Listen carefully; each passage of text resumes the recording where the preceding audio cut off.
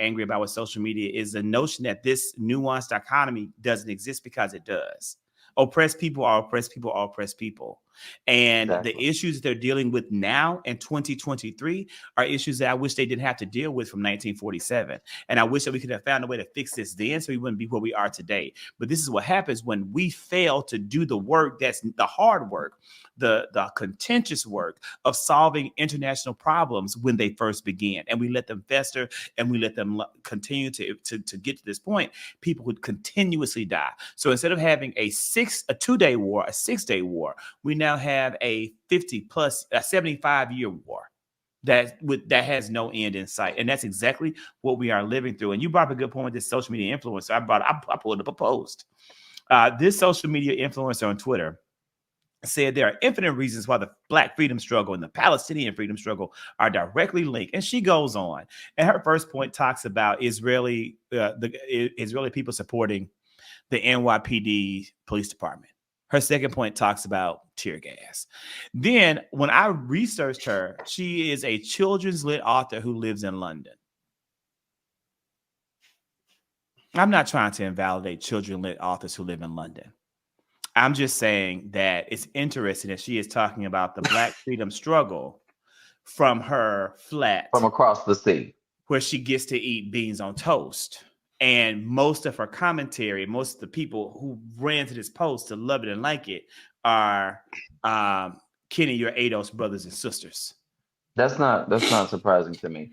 I feel like there is a way, and honestly, I feel like there's a way to support Palestine without being anti-Semitic. I feel like there's a way of doing that and holding people accountable without the anti-Semitic tropes. Why do we have to take it to that point? And why can't we wish for a peaceful resolution without any loss of life from either side? Why do I have to put somebody's life over somebody else's? That's not what I'm about. But it seems like they want to force people to choose a side, especially when you lack the range to even speak on it. Well, and so here's what I will say. I think a lot of people, a lot of people don't want to say that the Israeli government has done some fucking atrocious ass things to the Palestinian people. Can there be multiple truths to the same thing? No, I'm not saying that there can't be multiple truths. I'm not saying you. I'm just saying for them. But I agree. No, I agree with you. I'm saying that we can do both. But I think that what's hard in this specific moment is that in their minds, people are coming out and this is what I'm gathering based on what I'm seeing, that people are saying, well, people are coming out the woodworks now and saying, I stand with Israel, or I stand with the people of Israel now. But for the vast majority of times when these atrocities were happening by the IDF and, you know what I'm saying, with Israeli defense forces, and they have been doing committing these atrocities against the Palestinian people that live in the Gaza Strip or the West Bank, and, have been allowing people to just, continue colonization, that people haven't been saying that. Like, people haven't been coming out in droves as they are now saying, well, I stand with the people of Palestine prior to that. That's what their argument is. And I think for me, again, that's why I say I stand with the innocent civilians. That's why I say that, because for me, it's universal. For me, it's, I don't fucking like, any atrocities to be done on any fucking body, right? So any displacement, any further colonization and imperialism, any continuous efforts to terrorize civilians that have been done by the IDF and has been done by Hamas now should be denounced as vile. I think it's easier for people who are from the outside looking in. I think it's harder for people to hear that when they've been in the trenches, because they either have some type of lineage, maybe they have family, maybe they have people who have directly been impacted, and this is on both sides. It's hard for people to say, to look at something objectively when they have had a personal experience that's been connected to it. So I think, I'm giving BOTD, I'm giving benefit of the doubt to the people who actually have families that are tied to these things and have these very emotional responses, because you can't mitigate people's feelings about it when it's that close to home.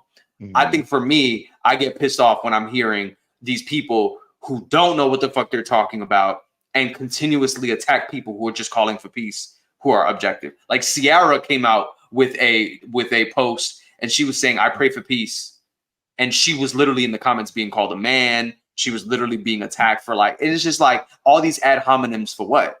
Why are you attacking, giving death threats to somebody who's literally saying, I want peace? That shit doesn't make any fucking sense to me. That's the very reason why I did not want to have a video. I didn't want to make a video response because if I don't have all the information, and then it's crazy. Like, what are they asking you to do exactly?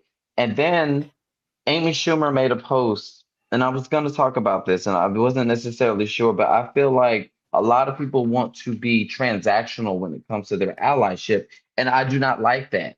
She said, well, when LGBT was under attack, we spoke up. When Black Lives Matter was under attack, we spoke up.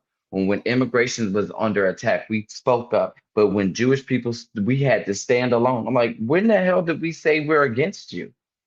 Well, why are you putting words in our mouths? What the hell is going on?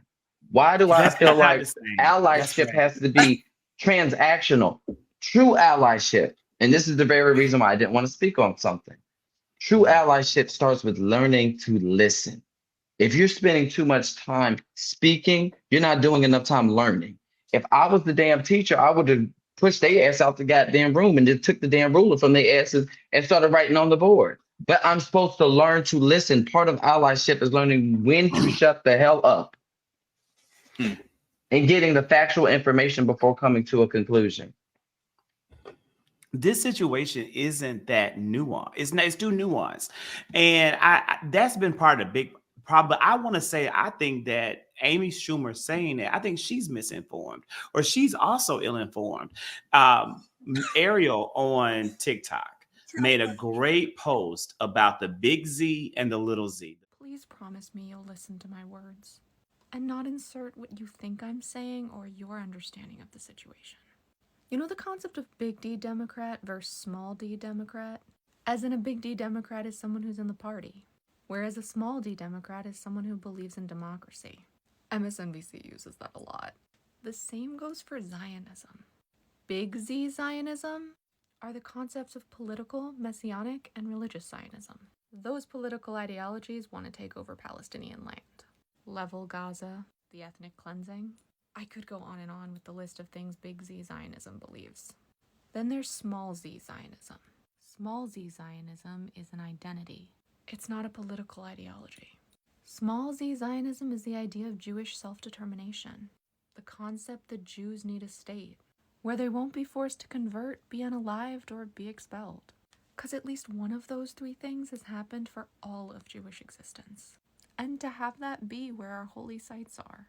Just like Muslims, not at the expense of, or instead of, or taking their space, but a safe state where Jews won't have those fears.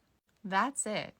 When you say you're anti-Zionist, I know in my heart of hearts you mean Big Z Zionism, but it still hurts. Zionism is an identity, not a political ideology, is what got Jews through the pogroms and the Shoah. It's not a slang word where the meaning shifts and changes.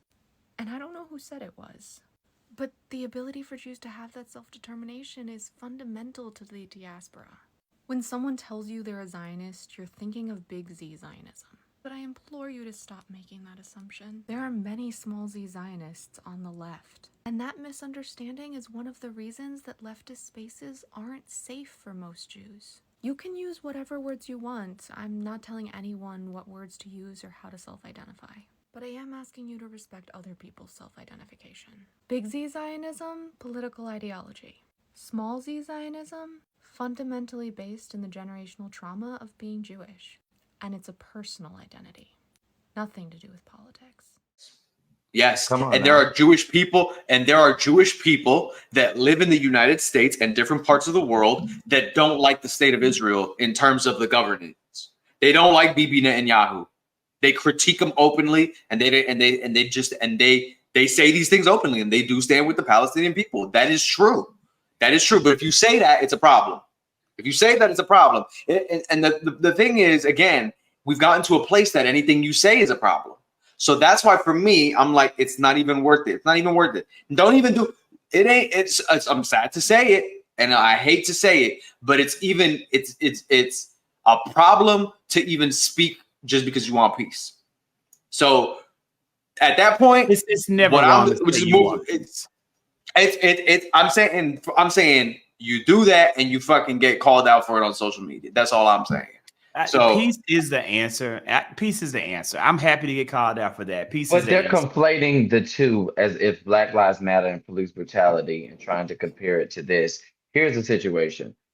I'm definitely don't even get me started. Look, I'm just go ahead and finish this. I'm obviously pro-Black. I'm already pro-Black life. I believe that Black life matters because every time I walk out this door, I have a target on my back, obviously. But I'm also pro-police. Meaning I also want to be able to live in a neighborhood that's also safe. I just want police accountability. There's a difference. I want police reform. I want the police to represent my community. I don't want the police to be militarized. What's going on in Cap City and Atlanta over there with y'all. But I don't want that. I want the police to represent the community and actually look like the community that they serve. But I also want to feel safe. And when you guys talk about, so here's something I have learned. You guys have been Twitter warriors for way longer than I have. And I think that Twitter is the absolute worst social media platform in America. It is the dumpster fire, the shit show, it's horrible. I hate it. Here's what I've learned. These people who have all these things to say, they're just doing it for the adrenaline high of virality, the adrenaline high of likes. They're not real. They are not real about their activism. They're not real about the work. They are only doing this for the likes, the clicks, the views. So it's easy for me to be completely immune to those responses, even when it's something that I really care about. I can easily ignore it. I'm glad that T-Bird brought this up, the case of Chicago where a child was killed by a racist. I don't know the comments there. So T-Bird, I don't know what they were saying, but I will say this. About that. I'm shocked that we're living in a world where you have all these accusations of Islamic radicalization in the world, but the one person in America who's taken tasks, you had on Friday, people had to have lockdowns at work. People had to have universities shift and shuffle their whole entire schedules. You had some schools closed down. You had high alerts in cities. The terrorist attack that happened that should have made bigger news, that finally is making news, was a white man who killed a Muslim boy. It was a white man in America who killed a Muslim boy. That was a terrorist attack, an act of domestic terrorism by a radicalized 71-year-old white man. Yeah. And y'all getting me started on this bullshit of people calling people getting mad about people using the word terror. Don't get me started, because let me also say this. It be sometimes the people that we also fucking know that be on some motherfucking bullshit. Let me say that again. It be some of the people we motherfucking know. Don't be trying to get out of this. It be some of the people we fucking know. Do I know that be on some fucking, you know them. You fucking know them. Do I and people conflating, there's people conflating bullshit that don't need to be conflated, acting like they teaching somebody because they have a fucking little tiny mic in their hand when they fucking speaking and put caption on their shit. Don't get me started on some fucking bullshit here tonight. Are we talking about content creators or are we talking about TikTokers? What are we talking about? You know what the fuck we talking about. Let's not get that. Let's please. Let me be quiet.